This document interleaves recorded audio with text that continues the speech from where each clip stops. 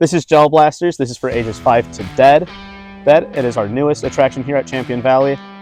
When we are playing, it is a 90-minute reservation. So it'll be usually out, play 30 minutes, send kids back, take a break, come back out, send them back out for a third time.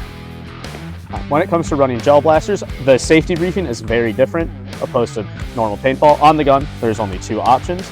There's a single fire mode and there is a full auto. The single fire, pull the trigger, single shot, if I hold it, nothing more. Switch it to that full auto, hold, keeps on shooting. Kids love the full auto. They burn through their ammo and battery, so when you come out, make sure to bring plenty of extra spares so that you can always swap them out as needed. To swap them out, best way, pop off the hopper, just pull it off, and then you can slide it right back on. Hear it click, good to go. So when it comes to fill up, you just unscrew it pretty simply. Then you'll bring out a hopper. This will help you fill up while you're out at the field because we don't need to get air on these, so we can just keep on playing.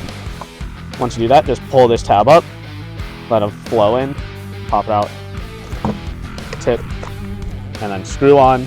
You don't need to screw it on super tight. If you do, it will break these pieces here. So if I can get this to go on, there we go. It'll just fit nice and snug. Just once it starts getting resistance, you're good to go. Other safety stuff out here that differs. Instead of our full face mask, we just use safety goggles.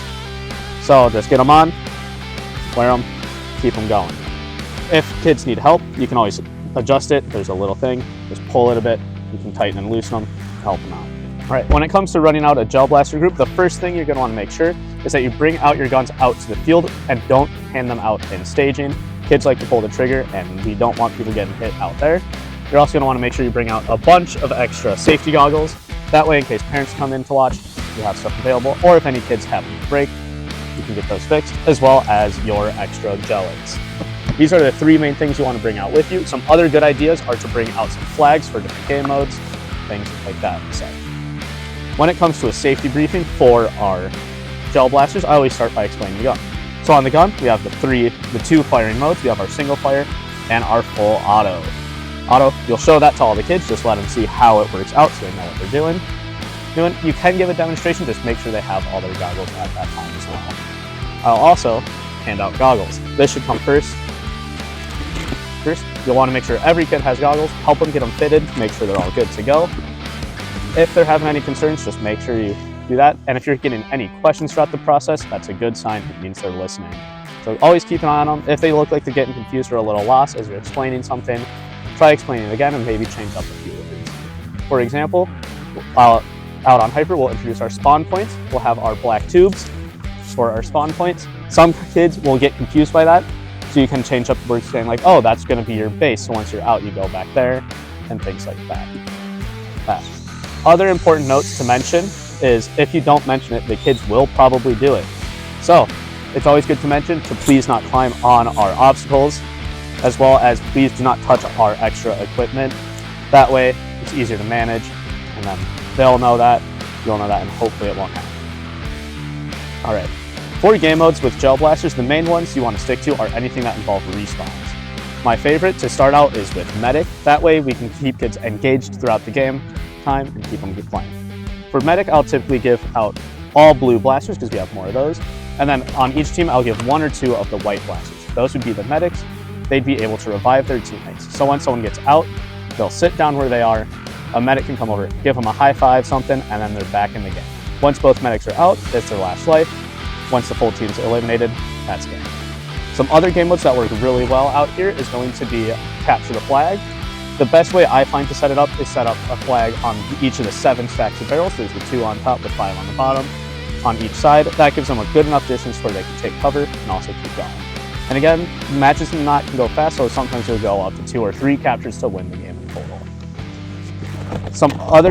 Another game mode that can work, especially with like younger kids, if they're more in that 5 to 6, 7 range, would be doing shifts across the ocean.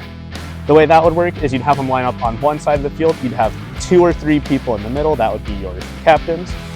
They will then try and shoot people as they run across. If someone gets shot, they can either join the captains in the middle, try and shoot people as they run across, or they can sit down and become little stationary kids.